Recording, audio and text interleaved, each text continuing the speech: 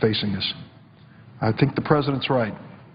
We've got to do this in a responsible manner to say once and for all, we're not going to hold the American people, the American taxpayers, or America's security hostage to political temper tantrum. We have to face our responsibility honestly and directly. Mr. President, I yield the floor. Mr. President. Senator from Virginia. Mr. President, I want to thank my colleague, the Senator from Illinois, for those comments. I wanted to make some of those as well. I wanted to also thank the Chair of the Budget Committee for making one more ask to say, let's negotiate this. I think it's important to note, as the Senator from Illinois went through some of the folks who say, this is not just about the 800,000 federal workers who are going on without pay. This is about our national security. 72% of the folks who work in the intelligence community who are civilians are furloughed today. It means our troops in harm's way are in greater danger, our embassies are in more danger, our country is in more danger. But I also have heard some remarkable comments from some of our colleagues on the other side about the free enterprise system. I got to tell you, I've spent longer in the free enterprise system than I have in elective office. I could not imagine two businesses that were negotiating saying, we're going to shut down our business rather than negotiate. I mean, this really has entered into a new realm of the theater of the absurd. We think about why so many of those congressmen from Virginia have stepped up, because this is not just about the federal workforce. Well, I'd point out today at NASA Langley, one of our premier research institutions in America, 3,500 employees regularly. There are 6 working today. That doesn't just affect NASA Langley. It affects the gas station where folks buy gas to go to work at NASA Langley, the shops, the restaurants around where people go to eat. I'd like to hear some folks who talk about free enterprise. What are they going to say to that motel owner along the Skyline Drive in Virginia or outside Yosemite who's got a cancellation this weekend? That's not a government worker. That's part of the free enterprise system. No business leader in America, regardless of political stripe, thinks shutting down the federal government makes good business sense. Earlier today, along with my colleagues from Maryland, Senator Kaine couldn't be there, but he was very supportive. We brought in some, not faceless budgets, but names and folks who were directly affected by this shutdown. We had a woman who'd worked at the National Science Foundation for close to 40 years,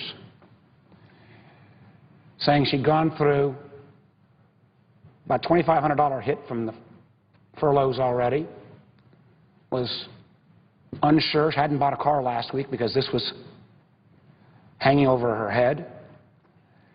She felt she was going to be fine in some way, but she said, what young scientist would come work in public service today? And again, on a free enterprise system, this is a competitive world. The rest of the world is not going to stop their science, their innovation, their creativity, because America can't get its act together and keep its government operated. So I've been occasionally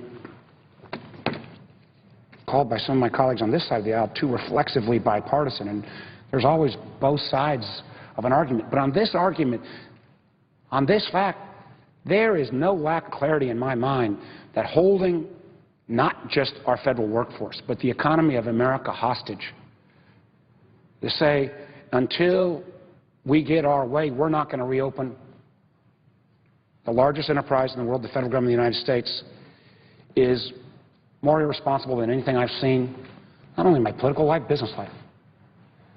So I've had some of the same conversations my colleagues have had. I know there's a great deal of uneasiness on the other side. I actually don't believe this is Democrats versus Republicans. I believe we got our bill over on the House side. I think you candidly see the majority of the House Republicans join in reopening the government. And then let's have this kind of very real debate about health care, about tax reform, about getting our country's balance sheet right. But the notion that we are going to basically try to not only affect the lives of the 800,000 folks who are furloughed, but countless millions others who depend upon those services, or countless millions others in the free enterprise system who depend upon our workforce who are their customers, is stunningly irresponsible.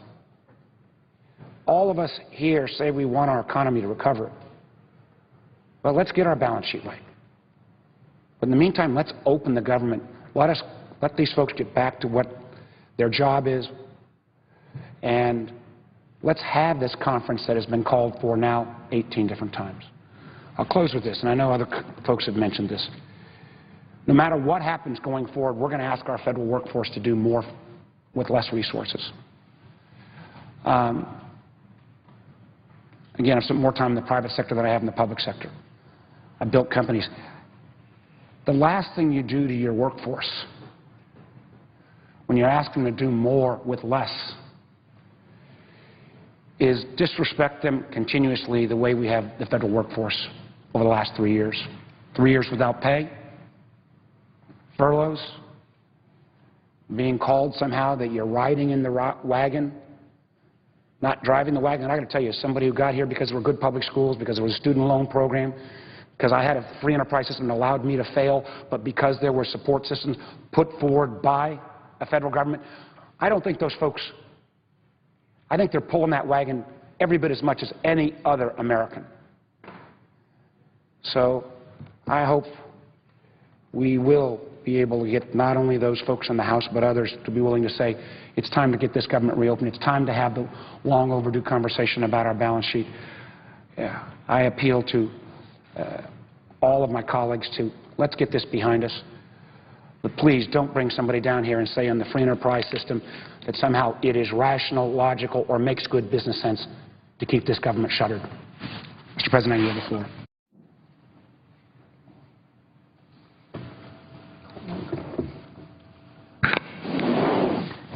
President. The senator from Iowa.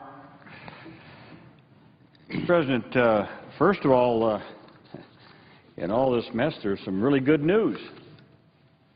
The Affordable Care Act is up and running, and the people of America are responding in record numbers. Oh, remember how the Republicans said, oh, this is bad, it's a failure. Well, they kept saying it was a failure even though it never started. In the first 24 hours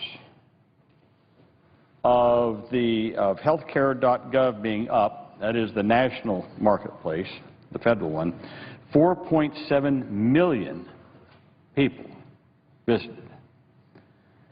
In California, which has its own state-run marketplace, 5 million people came on that site yesterday. I just noted, I heard the Republican leader out here earlier today. I just want to point out that in Kentucky, 78,000 visitors. They started nearly 4,700 applications and completed more than 2,900 yesterday, the first day. I think what this all indicates is that the American people are hungry to get covered with health insurance. At 30 million people out there without health insurance who have a pre-existing condition, or maybe they are ill right now, maybe they've had other things happen, maybe they're out of work, a variety of different reasons. Now they can go on the marketplace and get health insurance coverage. And they're flocking to it because it has been sorely needed for decades. Decades. And now the Republicans still want to hold the government hostage and defund the Affordable Care Act. Well, I'd like to know what the Republican leader might say to those 4,700 people who applied in Kentucky just yesterday. And we know that it's going to get more as the weeks and months go by. We got 6 months to sign up. But think about those figures just in the first day. 55,000 people went to Colorado's exchange. 1,450 created accounts to allow them to start shopping. I mentioned New York, 10 million attempts to reach their website, and we had some glitches. Yes, some websites froze up because they didn't expect that many people to come on the first day. Andrew Stryker, S-T-R-Y-K-E-R, was among the first people to purchase health coverage through the marketplace. Mr. Stryker is 34 years old, lives in Los Angeles, where he is a freelancer. He has a pre-existing condition, high blood pressure, and says that health insurance companies had denied him coverage on the individual market. He said that signing up for coverage through the marketplace will save him over $6,000 per year when compared with his monthly premium for his COBRA plan. For that, he said, I would have waited all day. So, the Affordable Care Act is up and running, and people all over this country are flocking to it to get the good news that they can get affordable coverage for themselves and their family.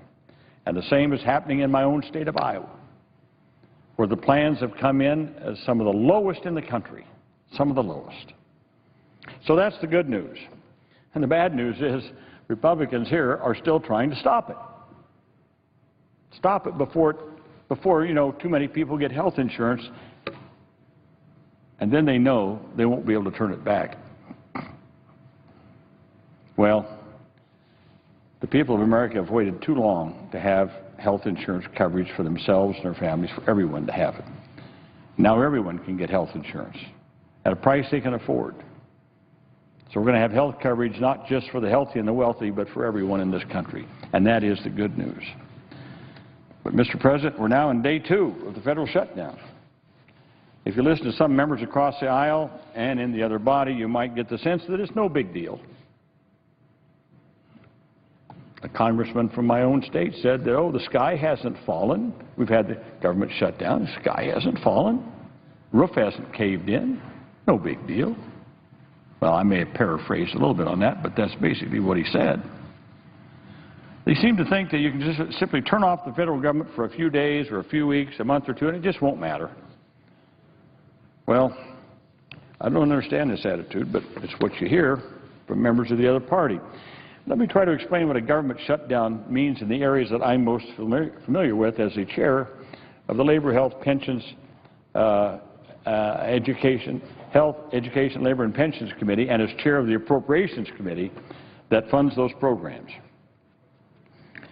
As of yesterday, the National Institutes of Health stopped enrolling new patients in 497 ongoing clinical research trials. Stopped. Of those trials, 255 are studying treatments for cancer, and 50 involve children with cancer. Mr. President, these are ongoing clinical trials right now. Clinical research trials. Stopped. Stopped. 50 of them involving children with cancer. What do you say to those kids? What do you say to those families? You know, clinical trials can't be completed if they don't have enough patients. But as long as there's a shutdown, the process stops. And I want to remind everyone that when I'm talking about NIH, I'm not just talking about Bethesda, Maryland. I'm talking about all over this country. NIH funds research, clinical trials in every state in this country. As of yesterday, the NIH began turning away people from its clinical research center. Each week of a shutdown, NIH estimates it will close its doors to 200 new patients who need help. Also yesterday, the NIH stopped processing applications for new research grants. Again, Mr. President, these applications are submitted by scientists all over the country, from universities and other places in our states, not just from Bethesda, not just from Washington, D.C. Now you might say, well, okay, so they stopped processing new research grants. So what? The sky hasn't fallen. The roof hasn't caved in, according to Congressman from Iowa. You know, we have no idea which of those grant applications might lead to the next cure for cancer, or Alzheimer's, or diabetes, or it might be that one bit of research that fits into that slot where other people can build on it to find cures. But as long as there's a shutdown, none of them will be considered. Now, that's NIH. Now, I understand the House is proceeding in some kind of a measure to pass an appropriations measure just for NIH and maybe a couple of other things. And they're going to send it over here. You know what they're missing? If they want to talk about health, they're missing the Center for Disease Control and Prevention. The CDC is the premier public health agency, not just in America, but in the world. The people who work there protect America from threats to our health and safety like infectious diseases, chronic diseases, outbreaks of foodborne disease. As of yesterday, the CDC, the premier public health agency in the world, is shut down. All of their labs are closed. The scientists are furloughed. The expert hotlines that physicians and the public call for information are turned off.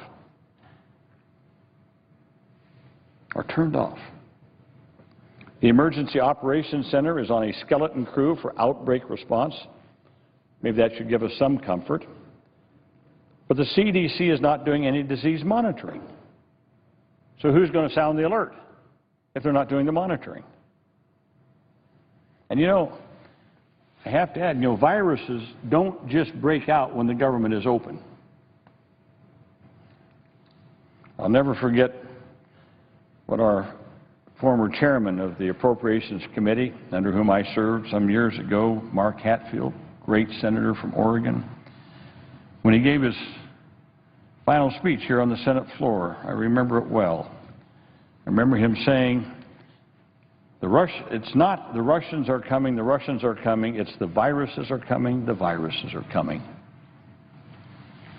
Senator Hatfield was looking ahead. He knew what was happening. And we know for a fact that the viruses are coming because October is the beginning of the flu season. And yet, because the government is shut down, there is no one at CDC monitoring influenza. Now, why is that important? For most of us, I suppose flu is an inconvenience. For most of us, we can go down here to the doctor's office and get our flu shot. But for many people, flu can be a matter of life and death. More than 200,000 Americans are hospitalized from flu every year. In a mild year, 3,000 Americans who get the flu will die.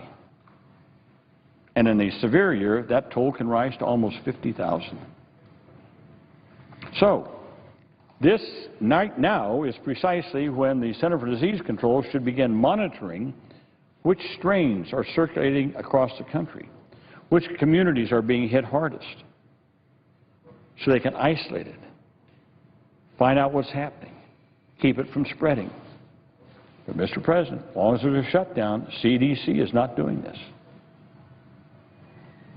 This past April, a new strain of flu, H7N9, appeared in China during their flu season.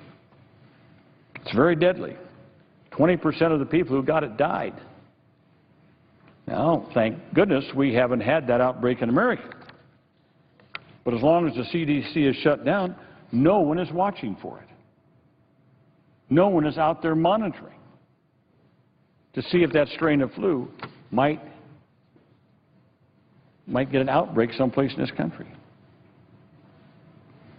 So I say that to tell people, well, you may think everything's just fine and dandy.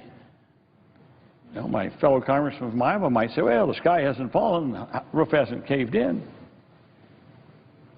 And I hope and pray that we don't have an influenza outbreak. I hope and pray that we don't have any serious viruses that outbreak in the next few days. As I said, viruses don't just wait around for the government to be open. I'd like to turn now, Mr. President, spend a moment on another way that CDC keeps Americans safe every day, and that's food safety.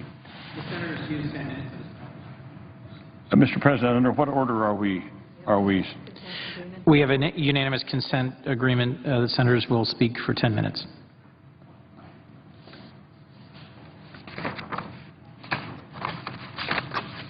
Well, I have more to say about the Center for Disease Control, but I guess I will have to seek my 10 minutes later on in the day. I thank the Chair.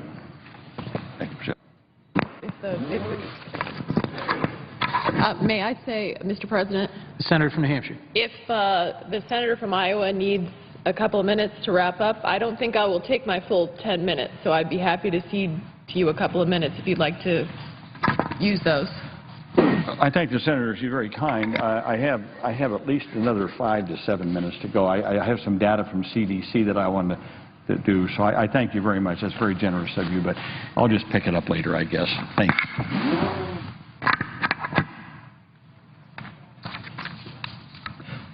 Mr. President. The Senator from New Hampshire. Thank you, Mr. President. As I've said before, and I said certainly as I came to this floor last week, governing by crisis is no way to run a government. We simply have to get our act together and work together to get the government funded again, to not lose the forest for the trees in terms of addressing the fiscal challenges that our country faces, to come up with a fiscally responsible plan that puts our nation first and puts us on a path to economic security. And frankly, we wasted too much time and energy on political brinksmanship and self-inflicted fiscal crises that also keep us from focusing on the real challenges we face, including our $17 trillion in debt, an economy that could be much stronger than it is right now to create the best climate for jobs in this country. And as I came to this floor last week, I reiterated my strongly held opposition to Obamacare because I've seen the impact hearing from businesses and individuals in New Hampshire concerned about rising health care costs. And in New Hampshire, we only have one insurer that will be on the exchange, and 10 of our 26 hospitals will be excluded from the exchange. But I also said last week that shutting down the government in an attempt to defund Obamacare was not a winning strategy for success. Why? Well, we've already seen Exhibit A why it wasn't a winning strategy for success, because the government shut down yesterday and the Obamacare exchanges opened and continued anyway. Why is that? Because we knew in advance that the Congressional Research Service had told us that the mandatory funding piece that was put in Obamacare would continue even if the government was shut down, and we have seen that happen. And so while I continue to believe that this law is wrong for America because it's causing rising health care costs, because the notion, in fact, I think it was well said recently by the chairman of the Board of Trustees at one of our hospitals, the Frisbee Memorial Hospital, who originally supported the Affordable Care Act, but recently came to say, I supported it because we were told we could keep our doctor, and that has turned out to be a lie. So I certainly want to work with my colleagues to do whatever I can to come up with ways that we can repeal Obamacare and replace it with reforms that are actually going to drive down health care costs, allow people to keep their physicians, foster more competition in the insurance sector, to give people more choice. But we need to end where we are right now. We need to come to a resolution to keep this government funded in a fiscally responsible way. And I am glad that congressional leaders are going to speak to the President tonight, but we do not need another photo op. What we need is results. We need both sides of the aisle working together to negotiate, to come up with a plan to fund the government, to move forward, to find common ground. And I know there is some common ground in areas of Obamacare that both sides of the aisle are concerned about. For example, the medical device tax. When we had the budget votes earlier this year, the vote was 79-20 to repeal the medical device tax. Members of both sides of the aisle decided that that tax was not good for innovation, for jobs, drives up health care costs. So that's an area where we have had some common ground in how we can affect this health care law, a health care law that I still deeply oppose. But it is time for us to make sure that we can get the government funded again. Why? In my home state of New Hampshire, right now, the Portsmouth Naval Shipyard, one of our nation's 4 public shipyards, skilled workers there, they are being put in jeopardy. They have a very important function to defend our nation, to maintain our Virginia-class and Los Angeles submarines. Yet, due to the government shutdown, more than 1,700 workers at Portsmouth Naval Shipyard are being furloughed. And instead of focusing on maintaining our submarine fleet and defending our nation, they're worried about their paychecks, and it's wrong. Our National Guard, more than 330 of our New Hampshire National Guard military technicians are being furloughed. These individuals lost 25 to 30% of their pay this summer when they were furloughed because of sequestration. This is no way to treat Americans who are helping defend our country. They play a critical role in the operations of our Guard, and yet we also are being told that the New Hampshire Air National Guard, that if they do not receive more furlough exceptions, they may have to shut down their air refueling air bridge of operations to Europe and the Middle East. This is about the defense of our nation. Many of them have canceled their civilian jobs, days at work, to come to their drill weekend this weekend that has now been canceled, so they're losing those days of pay as well. Yesterday, I was answering my phones. I had a constituent call me saying that his family had saved for years for a vacation that is going to cost them $25,000 to $30,000. They were at the Grand Canyon, and they said, Senator Ayotte, what is going on? We took our kids out of school for 2 weeks. We've saved for years for this vacation, and we can't go down into the canyon. We must get this resolved, and we must look for common ground on both sides of the aisle to negotiate this, to get a responsible fiscal plan for the nation. And by the way, we're fighting about 6 weeks of a continuing resolution right now. Give me a break. We should be looking at long-term funding for this nation, not 6 weeks, to have this kind of impasse over 6 weeks. I can understand why the American people are frustrated and angry. So all I can say is, tonight, as congressional leaders on both sides of the aisle meet with the President of the United States, we don't need any more posturing. Let's give up the blame game on both sides. No more photo ops. You've all seen enough photo ops at this point. Come out of that meeting with results. And yes, results mean that both sides are going to have to negotiate, and both sides aren't going to get everything that they want. But that's what people do in their daily lives. That's what I know people in New Hampshire do to resolve their differences, and that's what the American people expect of us, and I hope that this ends soon so that we can move forward on behalf of this great nation. Thank you, Mr. President. President. The senator from Vermont. Mr. President, you know Vermonters are frustrated. They're angry. They've seen the Congress unwilling, unable to do its job, keep the government running. They've seen the fact that we've passed the budgets, we've passed a continuing resolution here in the Senate, and a small group in the House of Representatives, a small group of Republicans say, no, we have to have everything we want or nothing. And that's why we see here in Washington museums, national monuments barricaded. But it's more than just that, Mr. President. This morning in the Judiciary Committee, we heard from the Director of the National Security Agency that as each day goes by, the impact and jeopardy of a shutdown to the safety and security of this country will increase. And that's true. And the true toll of this needless exercise is just beginning to be felt. Some decry federal spending as though it's some kind of a communicable disease. But millions of American families, Republicans, Democrats, Independents, rely on government-supported programs that provide the lifeline to keep them going. Key nutrition programs like the Supplemental Nutrition Assistance Program. My state that supports 100,000 Vermonters. Another 1,600 children and families benefit from Head Start. They're the ones who are going to create and run our jobs in the next generation. More than 117,000 seniors are on Medicare, 200,000 Vermonters in Medicaid.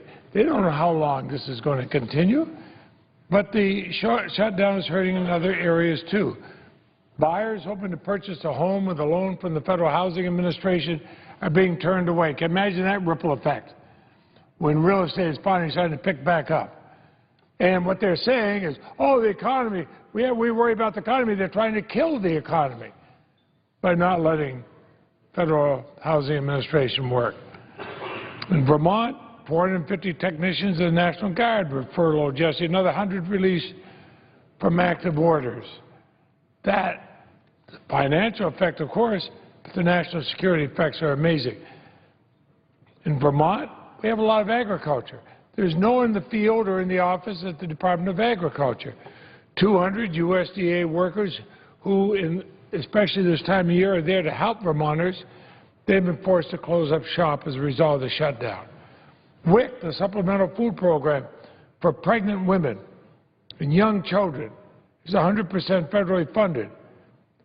But there's only 2 weeks of funding available in Vermont for the nearly 16,000 participants of the state. Do we say in 2 weeks, sorry child, or sorry pregnant woman, we can't feed you. Can you just wait until we get our act together? Well, we're eating very well. We're eating very well, but could you go without food for a few weeks because we have a few more press conferences and a few more photo ops? What will happen to them? Our Republican colleagues in the House won't say. They apparently don't care. We heard from one office in Vermont, Rural Edge. They're building more affordable housing in St. Johnsbury, Vermont. The time has come for them to pay their contractor. The money is there, but nobody's at the USDA office to authorize the payment. Work is likely to stop. People have to be laid off. Winter is going to come, and that time to construct this affordable housing is lost. Federal agencies operate in 50 states. We know that. There's 40 of them in Vermont, from the Department of Homeland Security, the Postal Service, the Veterans Administration, Department of Defense, Department of Agriculture, Department of Justice. That's 7,000 people in my little state. Nearly 1,000 of them reported to work on Tuesday to receive a furlough notice. They have families. They have mortgages. They have payments. They have medical expenses. And suddenly we said, oh, I'm sorry, people here, the Republicans in the House representatives of a small segment of them, are saying, we're making points for our supporters, so tough for you. You're not going to find an acceptable way to pay your bills. But we want you to pay your bills. We're just not going to pay ours. Failing to fund the government doesn't simply mean federal workers are furloughed. No, revenue streams for the federal government dry up. Department of Education, nobody's there to collect on defaulted student loans. Department of Justice, the civil fraud investigations, litigation, False Claims Act, fraud cases, bring a lot of money to the government. They're on hold. We can go back and forth. But this ping-ponging and continuing resolution, now we're told, oh, well, we'll do a bit-by-bit, agency-by-agency. Oh, come on. They really cared about having the government going and pass the appropriations bills, let's go to conference. Let's know that we can do it without being filibustered here by some of their same supporters. Go to conference and vote them up or down. Then you fund the National Park Service, Environmental Protection Agency, Forest Service, and others. There is a clear path forward. We open the government and then pass in conference appropriations bills in regular order on the Treasury, the Federal Judiciary, District of Columbia, so on. The Democrats in the Senate passed a continuing resolution and fund all federal agencies. They give us time to consider things for the next 6 weeks. handful of partisans in the House of Representatives say, no, we can't do it. But we're elected to make decisions here, not to do slogans. This Vermonter, like so many others, is sick and tired of the politics as usual. Let's come to the table. Let's be grown-ups. Let's be grown-ups and do what we said we ran for office to do. And I'd ask consent my full statement be made part of the record. Without objection.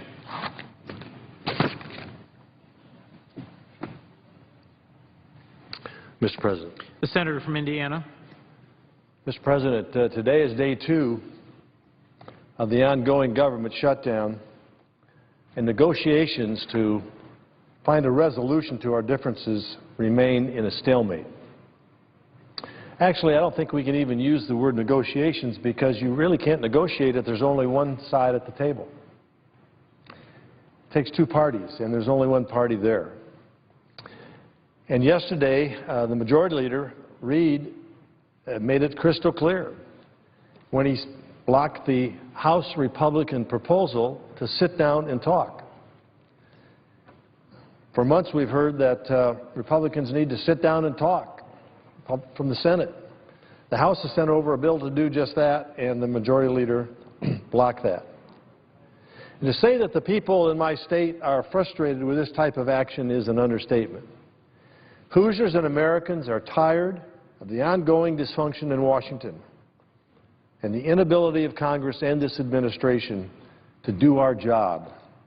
And we can't do our jobs if we're not talking to each other and if the White House continues to be absent. Now, I've just recently learned that the President has called down congressional leaders from both parties to the White House.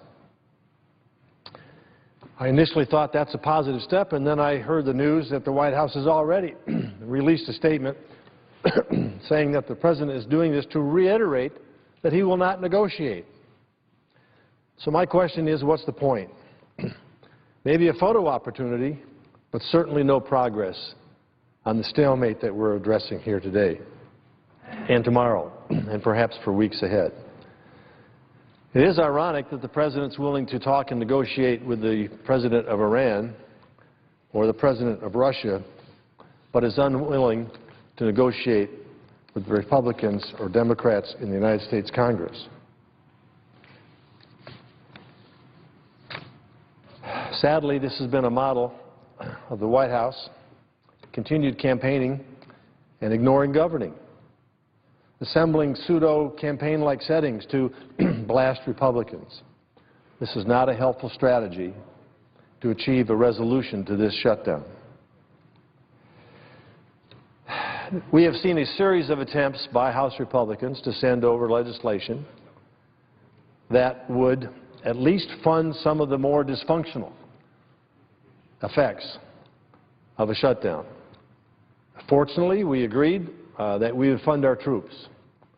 They're in harm's way. They have families at home, trying to pay the mortgage, keep things together, buy food for the kids, save money for education, and do all the things while their spouses are overseas defending our country. It would be unconscionable to stop their paychecks. And that's a positive step that we have taken. But House Republicans have also offered a number of other initiatives, all of which have been deep-sixed by the Majority Leader. Not even allowing debate, we can do that in this morning business time, but not debate under the bill, and simply a motion to table, which does not even allow us an up or down vote. I want to mention 2 things that the House is going to be sending over, if maybe it's here already, be here shortly, out of 5 more proposals. And they also involve our uniformed soldiers. I'm a U.S. Army veteran, but I think all of us, every American, whether you're Democrat or Republican, veteran or not, would agree that we have a duty to remember, to honor, and support those who have sacrificed so much to protect and defend our country. And when they complete their service and they come home, those veterans deserve to receive the care and support they need. So the House has sent over an act called the Honoring Our Promise to Americans Veteran Act, a bill that would provide funding for disability payments, the GI Bill, education training, VA home loans under the same conditions and in the same effect at the end of this just completed fiscal year. This legislation needs to be brought before us. It needs to be debated, and it needs to be passed, hopefully unanimously. I'm asking the Majority Leader not to deep six this legislation. This is too important for our veterans, and it's needed, and it should be funded. Any attempt to deny this, I believe, will be a great disservice to the men and women who've dedicated so much and put themselves at so great a risk to serve in our military. Another one of those proposals, and there's 5, but I'll just talk about 2, is to Pay Our Guard and Reserve Act. The bill provides funding for the pay and allowances of military personnel in the reserve component who are scheduled to report for duty, many as early as this weekend. In Indiana, we have over 20,000 reservists and guardsmen, 4th largest Army National Guard in the country, and the 6th largest National Guard force out of all 54 states and provinces and territories when you combine it with the Air National Guard. Indiana is home to 2 Air Guard wings, the 122nd Fighter Wing in Fort Wayne and the 181st Intelligence Wing in Terre Haute, as well as the 434th Air Refueling Wing at Grissom Air Force Base. The Senate unanimously approved to pay our troops and remove them from the crossfire of the government shutdown debate. Let's do the same for our reservists and guardsmen who are doing their traditional duty of 1 weekend a month. Or as Winston Churchill said, they are twice a citizen. Some things simply need to rise above politics. Let's join together. Let's address this issue and make sure the men and women who have served our country do not pay the price for Washington's failure to govern. Mr. President, I yield the floor. Mr. President. The Senator from Georgia. Mr. President, I'd like to ask unanimous consent that immediately following my remarks, the Senator from Vermont, Senator Sanders, be recognized. Without objection. Mr. President, I rise today not to talk about Obamacare, not to talk about a shutdown, not to talk about the debate we've been going through the last couple of days, but rather I rise to talk about a man by the name of Chris Carr, who is my Chief of Staff and has been my Chief of Staff since I've been in the United States Senate. Chris will be leaving my office on November 1st to become the Commissioner of Economic Development in the state of Georgia, a tremendous opportunity for him and for my state. While it's a loss for me personally, it's a continuation of economic development in my state where my fingerprint still lies, because he will be replacing my former state director, Chris Kaminsky, who has been the Commissioner of Economic Development in the state of Georgia, which means I'll still have that fingerprint there. But Chris is a very special person that deserves a tribute on the floor of the Senate for all that he has done for me, not just as a member of the Senate, not just as my Chief of Staff, but as a deep and abiding personal friend. Chris joined me in 2003 when I announced to run to replace Zell Miller, who retired as a senator from Georgia. Chris, before that, had been an attorney at Austin Byrd for what he always refers to as a 15-minute brief time period. But he went on from there to be an advisor to the Georgia Public Policy Foundation and a dear friend of ours by the name of T. Rogers Wade, who, by the way, was the executive director for Herman Talmadge and chief of staff years ago in the United States Senate. Chris joined me in 2003 for a great adventure, my race for the United States Senate. And he guided us through a primary a lot of people said I couldn't win. A lot of people said I would never win without a runoff. My 2 opponents were a former congressman from the state of Georgia and Herman Cain, whom everybody knows later ran for President of the United States. Georgia is a primary state that requires 50% plus 1 in terms of votes. So we had to get 50% plus 1 in a Republican primary. We did that without a runoff because of Chris's leadership and his dynamics and his hard work and how he guided that campaign. So when we won the general election by 58.8% was our vote that time, I brought Chris to Washington, D.C. to be my Chief of Staff in my office, and he has done a phenomenal job. He's traveled with me to Africa, as the President knows, because we've been together on some of those trips. He's guided me through difficult times in my journey from the Foreign Relations Committee to the Finance Committee to the Commerce Committee and around. He's been a great guiding hand, but most importantly, he's brought together a staff that's been loyal, dedicated, and gotten the job done for the people of the state of Georgia. Chris is a great Georgian. He is what we refer to in our state as a double dog. He graduated his undergraduate degree from the University of Georgia, which I might add beat LSU very handily last Saturday, and then went to the law school at the University of Georgia to get his second degree, a Bachelor of Laws degree from the University of Georgia. After that, he went on, as I said, to Austin Byrd, then went on to the Public Policy Foundation, but he's been with me ever since, almost a decade. And during that period of time, he has served me as Chief of Staff. My Deputy Chief of Staff, Joan Kirsten, will be replacing him as Chief of Staff, so we'll have a continuity of service in our office. But I know I would not be where I am today if it weren't for Chris Carr, and I know the state of Georgia is going to go places it never thought it would go because of his guiding leadership as Commissioner of Economic Development. So for a brief minute on the floor of the United States Senate, I want to pay tribute to a friend, a Chief of Staff, a leader, someone who had a positive influence on my life, but most importantly has had a positive influence on his country, the United States of America. I'm thankful to Chris Carr for his support, and I'm thankful for all he's done for my state and my country and our office. And I yield back my time and defer to the senator from Vermont. I thank the senator from Georgia for yielding and ask unanimous consent that I be allowed to address the Senate. Without objection, the senator from Vermont. Mr. President, in Vermont and all across this country, there is huge frustration with what's going on here in Washington.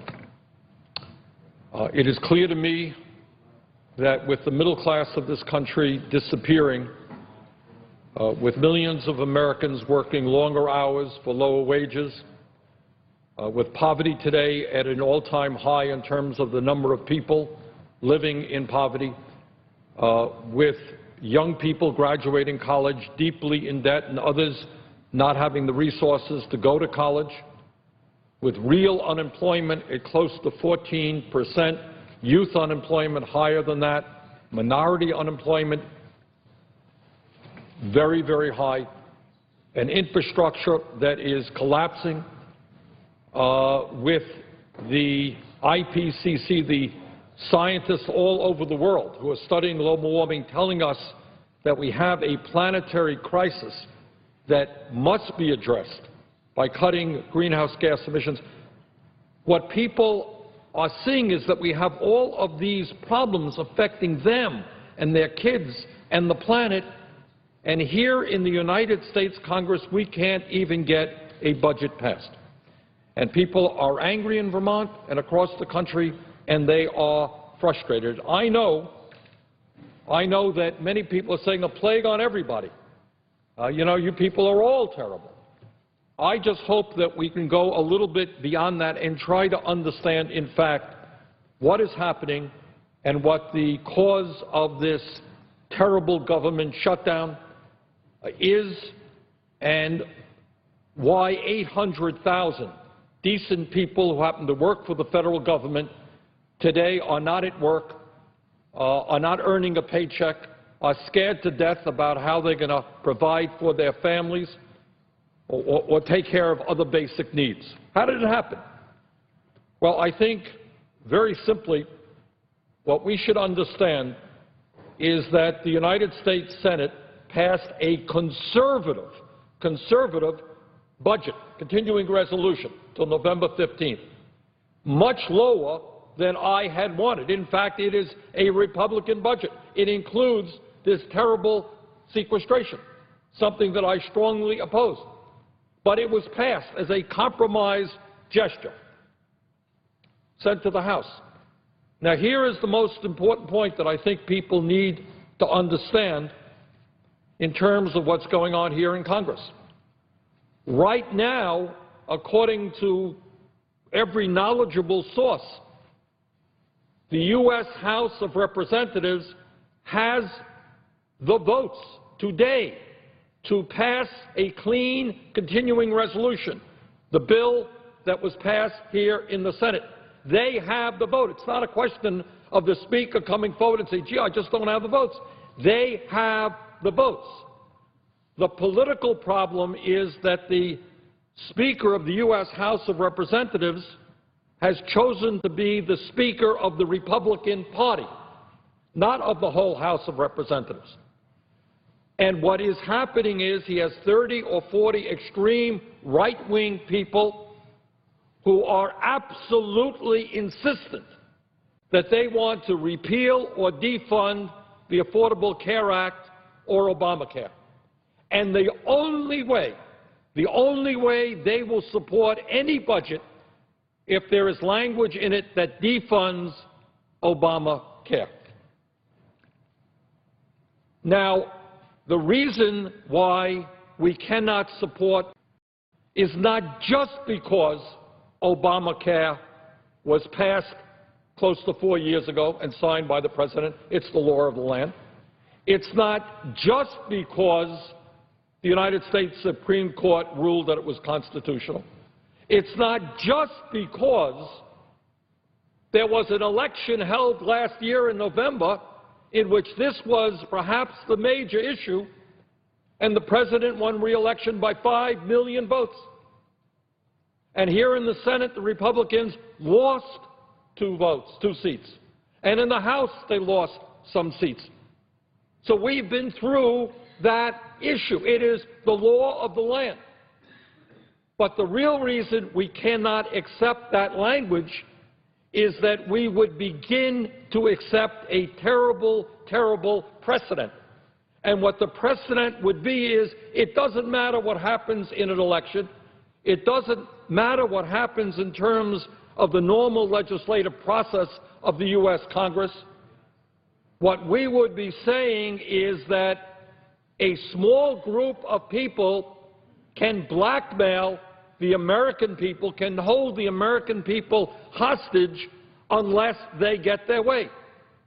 And if they are successful, Mr. President, if they are successful in succeeding in terms of what they want to do right now, what I can absolutely guarantee you is that in 2 weeks, when this Congress and the White House are going to have to deal with the debt ceiling and the question of whether, for the first time in the history of the United States of America, we do not pay our bills, the money that we owe, and whether we drive the American financial system and the world's financial system into what economists are describing as a catastrophic situation. Nobody knows what will happen. It has never occurred before that the largest economy in the world would say we are deadbeats, we're not paying our bills. But some economists believe this could have a huge impact all over the world, financial chaos, significant shrinkage of GDPs all over the world, gross domestic products, more and more unemployment at a moment when the world's financial system is already fragile. And you don't have to believe Bernie Sanders in saying that. Ironically, you got all these guys on Wall Street, no friends of mine. You got the Chamber of Commerce and all the multi-zillion-dollar businesses. They are saying to the Republicans, don't do it. Don't take us over the edge. It will have a catastrophic impact on the economy. Now, Mr. President, when we talk about what's going on here, I don't want people to take my word for it. I have a political position, and people know what that is, but I want to hear what some responsible Republicans are saying about the reckless actions that are taking place in the House. And I'm not going to read them all, but let me read just a few. These are what Republicans are saying about the House Republican attempt to attach Obamacare to the budget resolution and bring the United States government to a shutdown.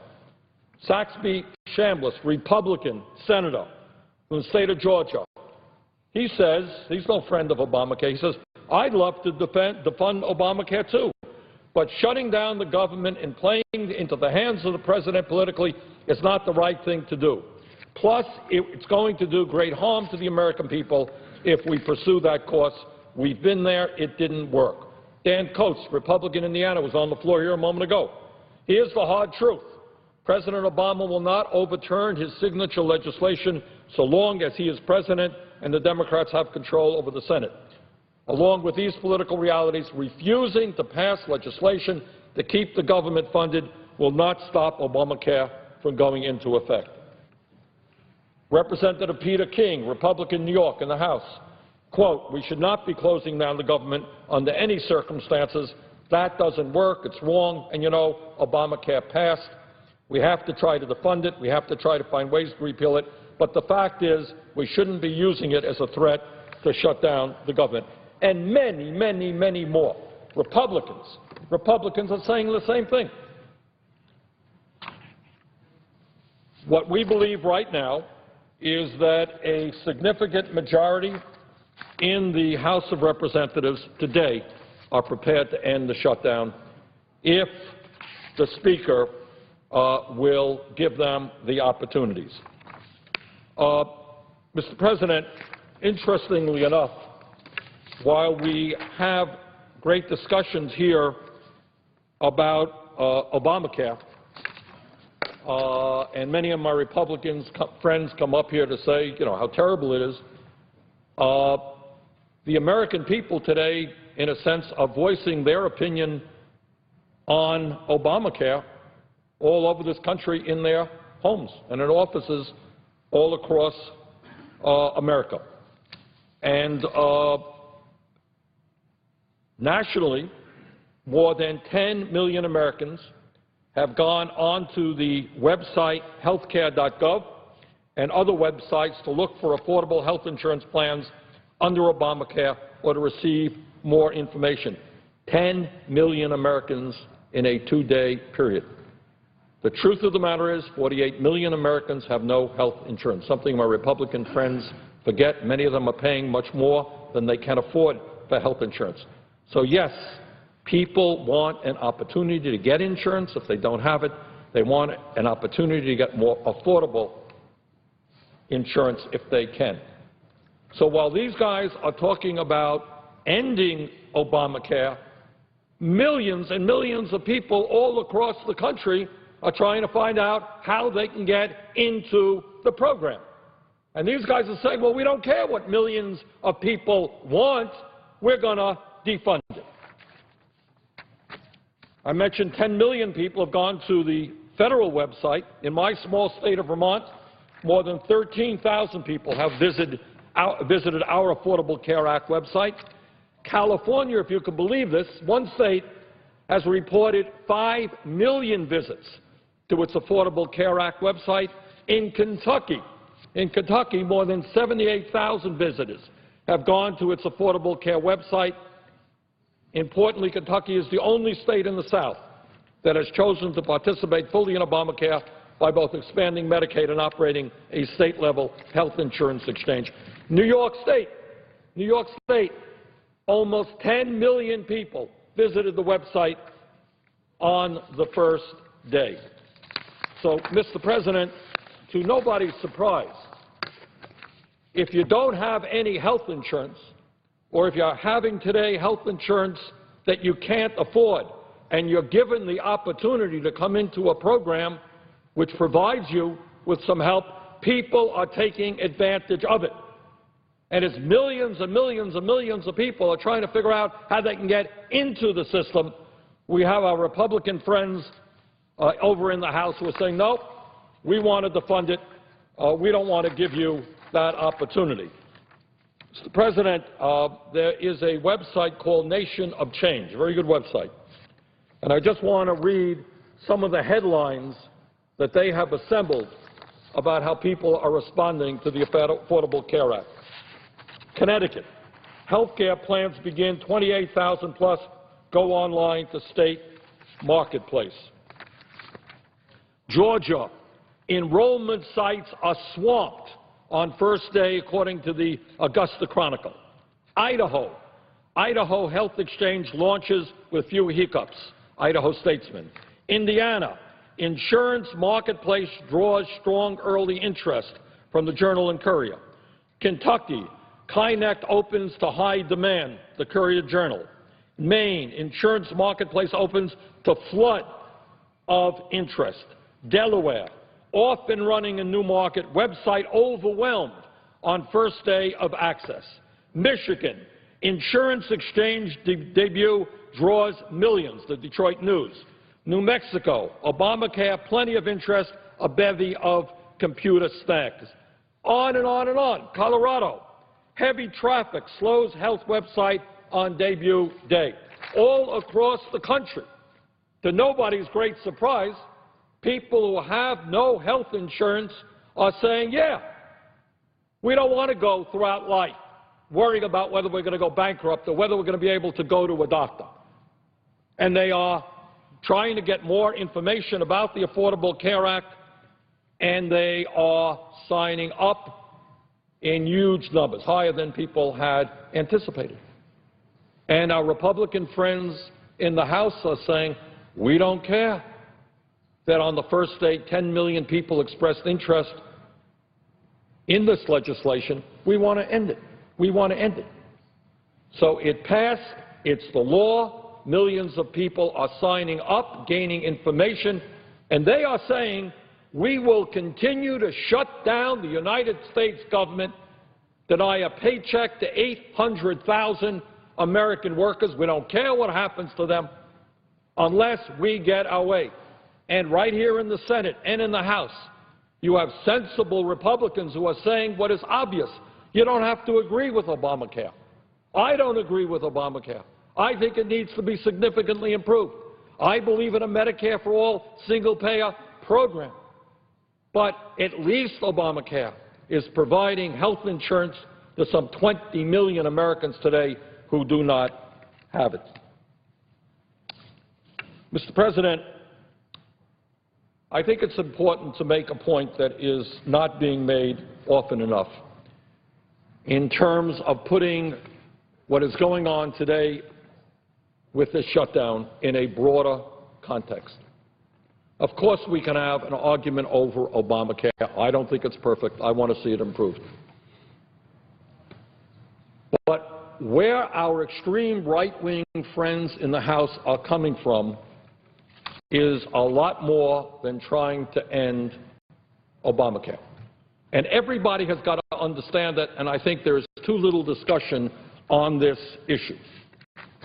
What we are looking at are a small group of people. These are Tea Party folks, right-wing extremist people, people who are funded by billionaires like the Koch brothers, who are worth some $71 billion. And I want to tell you what their vision is for America, because this is not just about Obamacare. It is a vision for America and what these guys want to accomplish. For them, I should say, and some of them have been quite public about it, shutting down the government is great. It is great because they don't believe in the concept of government. And I think one of the good sources that we can use to get a clue as to where these right-wing extremists coming from is the Texas Republican Party platform of 2010.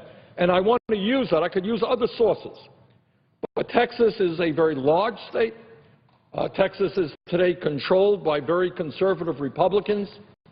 And the truth is that the party platform of Texas, of one state, ends up being, the ideas in it end up being adopted more or less by Republicans here in the Congress and all over the country. So what they say is important. This is not some small fringe group. You know, I'm not finding some wacko group out there.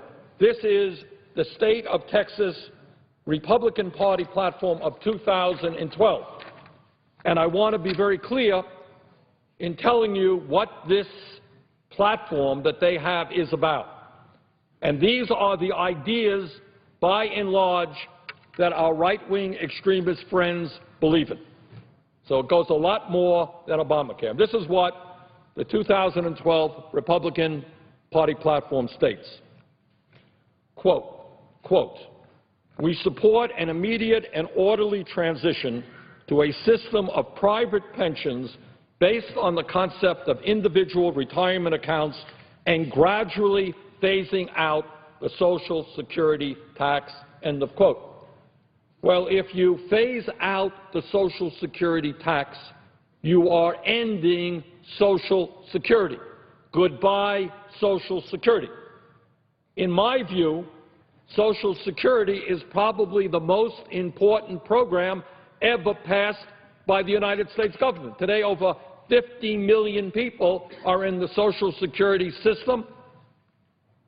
Social Security has gone a very long way in lowering poverty for senior citizens. Before Social Security, it was close to 50%. Now it is somewhere around 10%. We've got a long way to go to get that number lower, but we have made real progress. And what they are saying is we want to eliminate Social Security funding, eliminate Social Security, and when you do that, I am not quite sure what happens to a working person when that person is 67, 68, 75 years of age. No Social Security. And for people who doubt me, go to the Texas Republican Party platform. I just read exactly their quote. Quote, this is the other thing they want to do, and I speak now as proud chairman of the Senate Committee on Veterans Affairs. We have oversight over what the Veterans Administration is doing. In the Veterans Administration right now, we have about 152 VA hospitals. We have some 900 community-based outreach clinics. We have hundreds of vet centers. And in my view, they're providing not perfect, but pretty good health care for the veterans of America, some 6 million who are now within the VA health care system. It's something I believe we should expand. I think we should make VA health care available to every veteran in this country. This is what the Texas Republican Party platform says, and I quote, "We support the privatization of veterans' health care," end of quote. Now, I'm not quite sure what that means, but it means ending the VA system as we know it, because the VA is a government-funded system. If you privatize it, well, you could do it in a million ways, but most likely sounds to me like you'll give veterans a voucher, something similar to what the Republicans in the House wanted to do with Medicare. Give people a sum of money, go out, find the doctor, hospital you need. I think that is a terrible, terrible idea for the veterans of this country. But again, I quote, Republican platform, Texas, 2012, we support the privatization of veterans' health care. Another plank in terms of what they want, I quote, "We support abolishing all federal agencies whose activities are not specifically enumerated in the Constitution, including the Departments of Education and Energy." End of